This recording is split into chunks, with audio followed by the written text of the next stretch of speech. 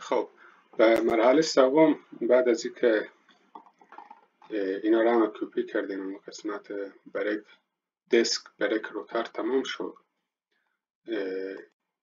به این قسمت حال کاری که انجام میدیم اینه که تنها همین کالم که همین نمبره، یعنی پارت نمبر میکنیم، تنها همی که پارت نمبره این رو کپی میکنیم. اول یک شیتی اضافه میکنیم، به اینجا اسم رو میگذاریم مثلا یک، میگذاریم امی کالم کلن کپی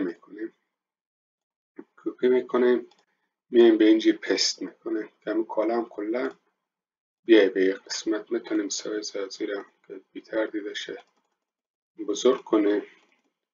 خب انالی کاری که ما کردیم به اینجا به این صفت هست، همین نمبرها که هست به اینجا نشون میده که اینا با مدل ها مختلفه، از مدل ها مختلفه، منتها اینا شباهت داره. مثلا همی که به مدل 2015 سی مثلا C6F083U این مثلا به مدل 2015 استفاده میشه و همی به این مدل 2016 هم استفاده میشه این نمبر، یعنی ما تقریبا اینجا 30 نمبر داریم. وقتی که این فایل تمام بشه احتمال داره که به 1000 یا 1500 تا یا بیشتر یا کمتر برسه همین نمبر. ما هدف ما برای فعلا همین نمبره که همین نمبر ما کار داره. اینا را هم اگه این کالم بعد از اینکه کار ما تمام شد و همه مدل ها رو کپی کردیم، این کالم رو کپی میکنیم میایم به اینجا پست میکنیم.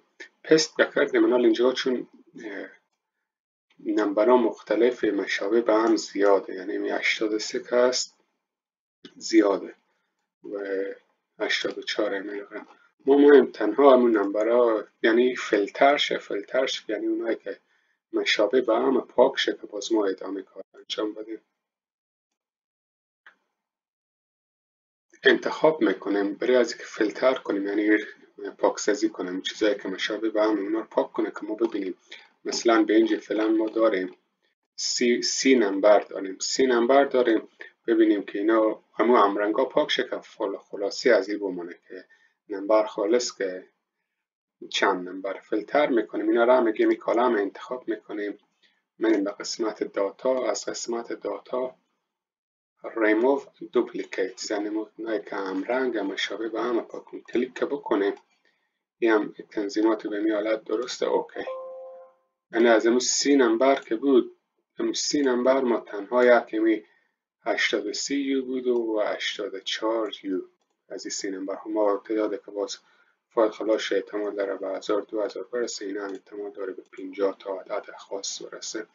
یعنی از همون 30 تا فقط همین 2 نمبر ما بقیه کارا رو برای 2 نمبر یا نمبرها دیگه که بود انجام بدیم. این از این قسمت و موضوع بعدی و قسمت 4 توضیح میدم.